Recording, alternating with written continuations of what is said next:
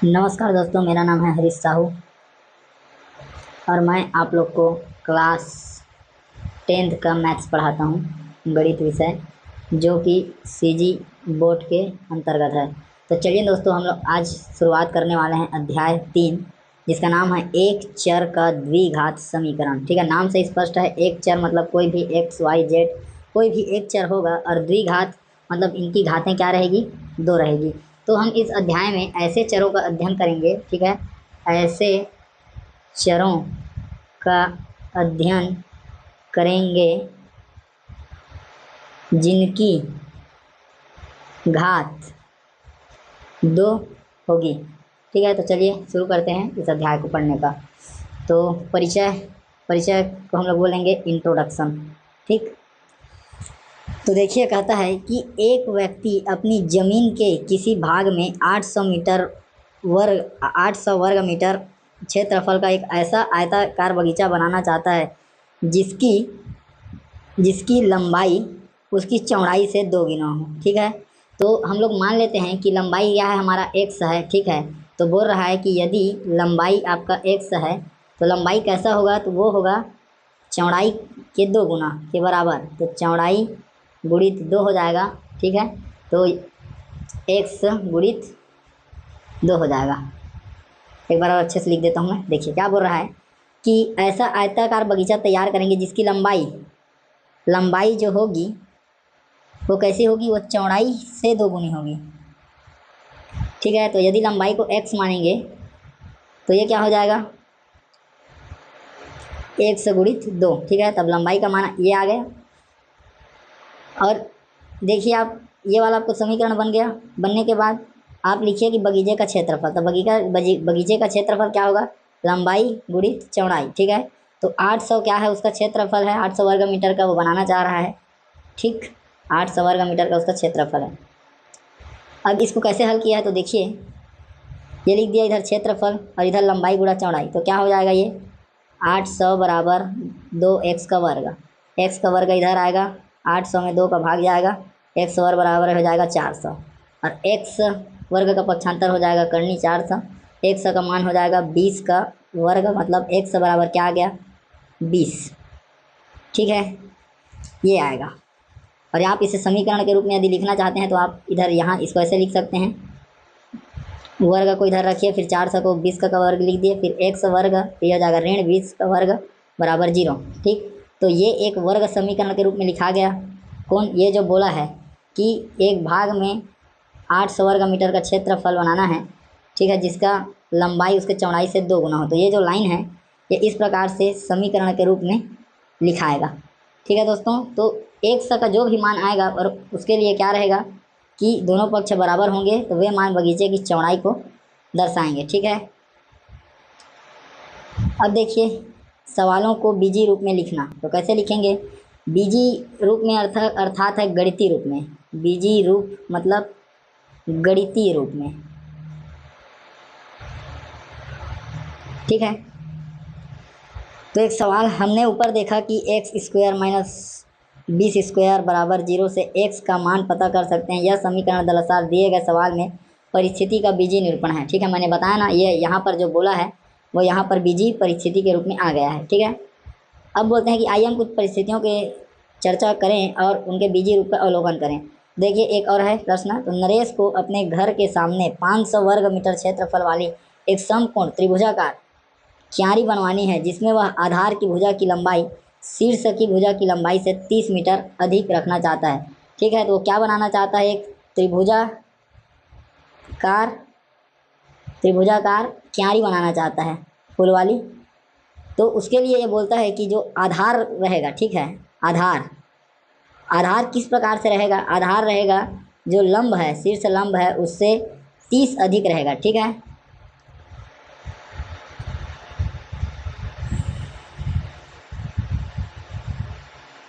तो यदि हम यहाँ पर लंब को x मान लेंगे, लंब बराबर x, तो ये क्या हो जाएगा, x धन 30। ठीक है, तो x बराबर क्या हो जाएगा, x धन 30। ठीक है, तो ये क्या रहेगा हमारा आधार और ये क्या रहेगा हमारा लंब, जो कि उसके बराबर है। ठीक, तो देखिए यहाँ पर इसे हल भी किया है। तो क्यारी का आकार क्या होना चाहिए जानने के लिए शीर्ष लंब की लंबाई x मीटर माने, ठीक है। जब लंब को x माने, ठीक है, तो आधार क्या हो जाएगा, x धन 2 हो जाएगा। लंब बराबर यदि हम x मान रहे हैं तो आधार क्या है, x धन 2,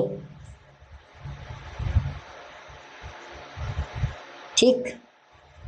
अब देखिए यहाँ पर एक सूत्र लगा है कि त्रिभुज का क्षेत्रफल बराबर क्या होता है। त्रिभुज का क्षेत्रफल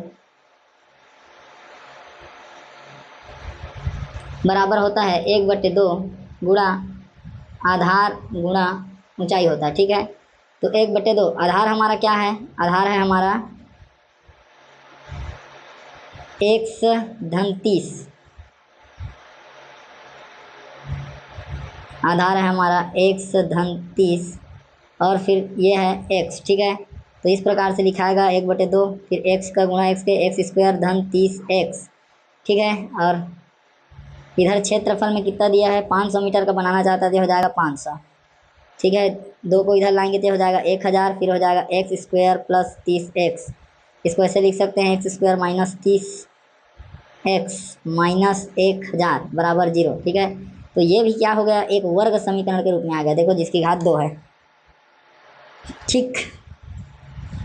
तो ऐसे हम क्या कर सकते हैं, उसको निरूपित कर सकते हैं। कोई भी कथन कैसे वर्ग समीकरण के रूप में बनता है, ये इस अध्याय में मैं आपको अभी तक बता रहा हूँ, ठीक है दोस्तों।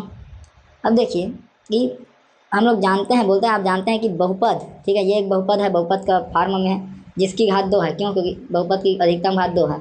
तो ये क्या है, ये एक बहुपद है ना, जिसकी घात क्या है 2 है, और ये एक चर का बहुपद है। एक चर का कहने का अर्थ है इसमें चर राशि केवल एक से उपयोग हुआ है। देखिए यहाँ भी x है, यहाँ भी x है, तो एक चर वाला बहुपद है और जिसकी घात 2 है, 2 घात का एक चर बहुपद है, जहाँ a b c क्या है, वास्तविक संख्या, और a बराबर 0 नहीं है।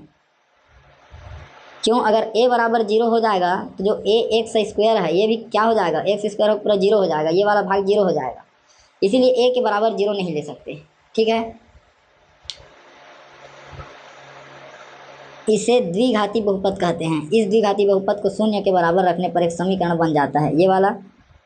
चूंकि समीकरण में एक ही चर है तथा चर का अधिकतम घात 2 है, अतः इसे एक चर का द्विघात समीकरण कहा जाता है। यह द्विघात समीकरण या वर्ग समीकरण का मानक या व्यापक रूप है, ठीक है।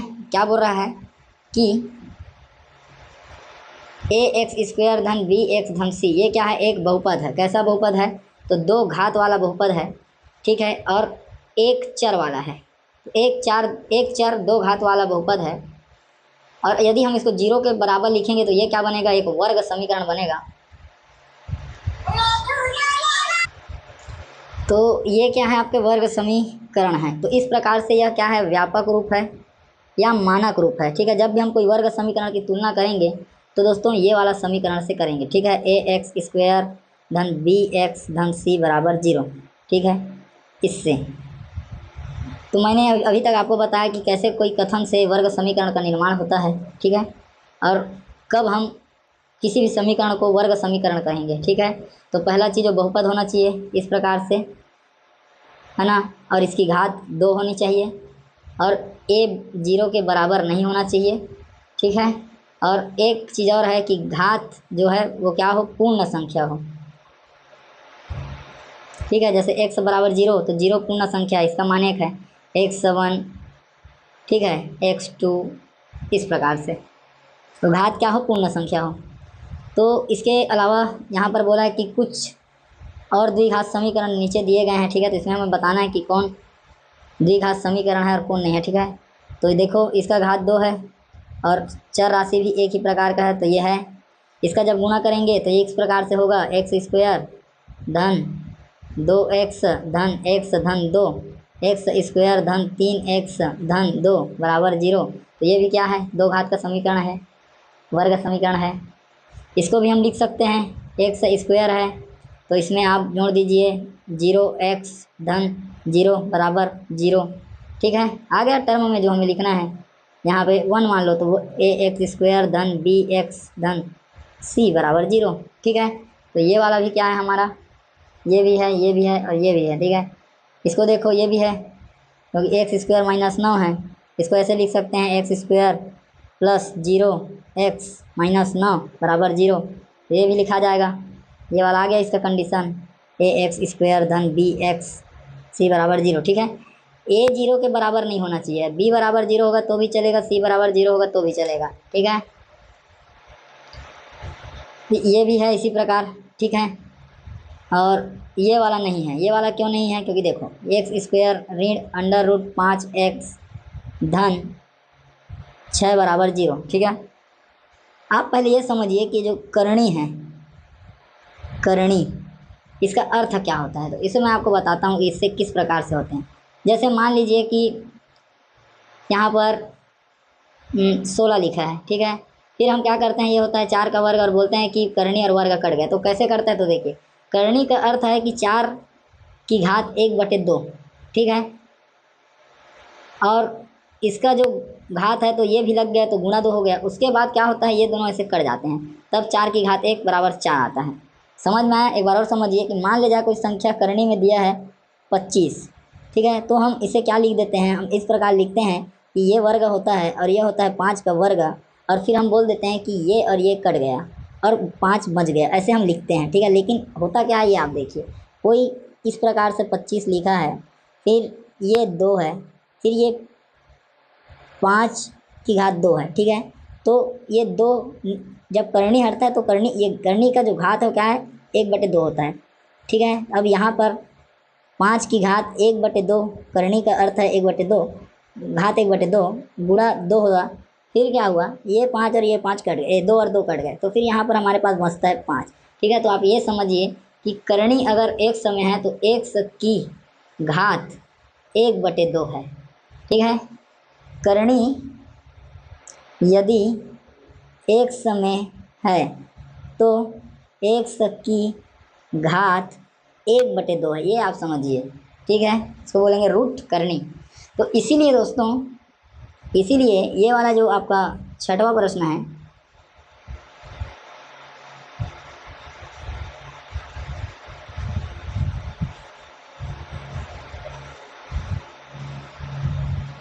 पहला है, दूसरा है, तीसरा है, चौथा भी है, 5वां भी, लेकिन 6वां नहीं है।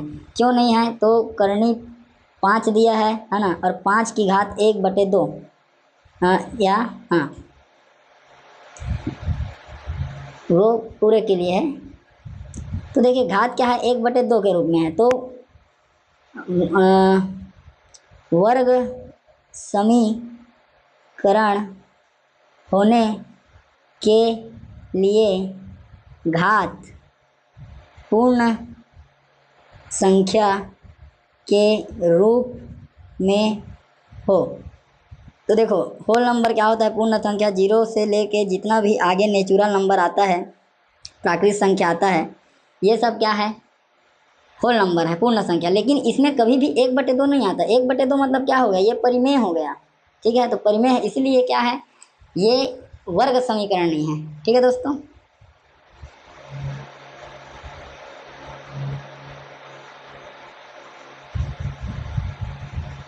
अब आगे बताते हैं, इसको देखिए, ये ठीक है, इसमें वर्ग है y का, यहाँ भी ठीक है 1 है, और यहाँ क्या है 0 है, तो ये भी आपका वर्ग समीकरण है। और ये वाला देखिए, ये वाला भी वर्ग समीकरण है। क्यों है, तो देखिए हम इसको ऐसे लिखेंगे, एक फार्मूला ही लगा देते हैं, तुरंत आ जाएगा कि a ऋण b का होल स्क्वायर बराबर होता है a का वर्ग धन a का वर्ग ऋण 2ab धन b का वर्ग, ये होता है फार्मूला। और यहाँ पे यदि हम x लिखेंगे तो ये हो जाएगा इस प्रकार से 2x, उसके बाद b मतलब 2 का वर्ग। ठीक है, तो ये इस प्रकार से लिखा आएगा -2x + 4 = 0। तो ये इस प्रकार से क्या है, ये भी एक आपका वर्ग समीकरण है। ठीक है दोस्तों, लिख दिए।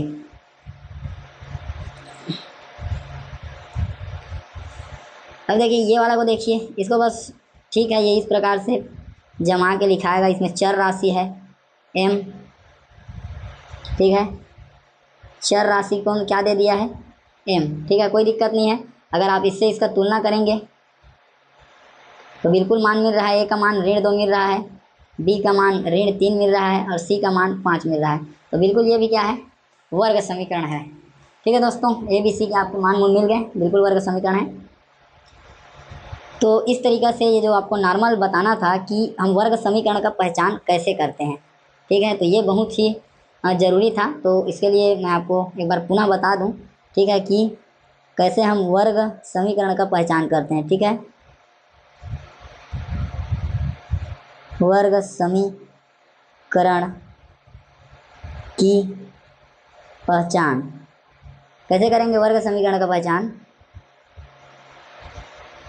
तो देखो पहला कंडीशन है कि घात मतलब चर राशि की अधिकतम घात 2 हो। ठीक है, और दूसरा आप समझिए कि चर राशि की घात पूर्ण संख्या हो। ठीक है, पूर्ण संख्या से अर्थ है, पूर्ण संख्या से मैंने आपको बहुत बार पढ़ाया है, 0 से लेकर आगे जितने भी आपके प्राकृत संख्या हैं ये सभी क्या हैं? पूर्ण संख्या। तो घात क्या है? इस प्रकार से होना चाहिए। तीसरा कि ए 0 के बराबर नहीं होना चाहिए।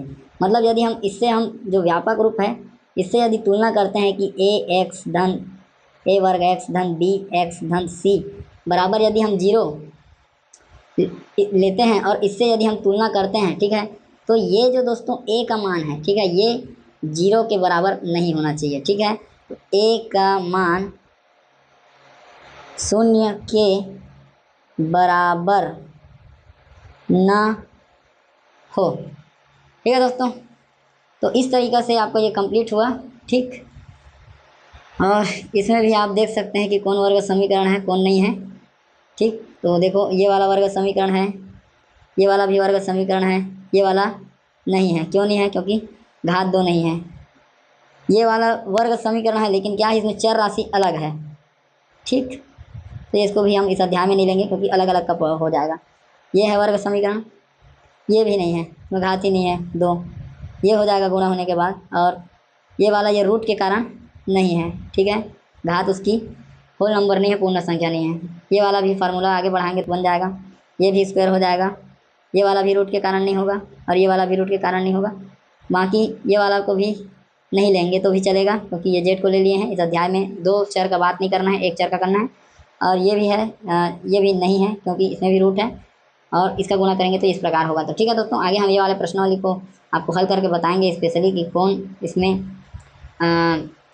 वर्ग समीकरण है कौन नहीं है। तो ठीक है दोस्तों, मिलते हैं प्रश्नावली 1 को हल करने के साथ। ठीक है, तो बहुत बहुत आपका धन्यवाद। उम्मीद करता हूँ कि आपको कुछ समझा पाया हूँ जो आपको समझ में आया है। यदि समझ में आया हो दोस्तों तो वीडियो को लाइक ज़रूर करें और ज़्यादा से ज़्यादा ज़रूरतमंद तक शेयर करें और मेरा आत्मविश्वास बढ़ाने के लिए मेरे चैनल को सब्सक्राइब ज़रूर करें दोस्तों, ताकि मैं आपके लिए निरंतर वीडियो बनाता रहूं।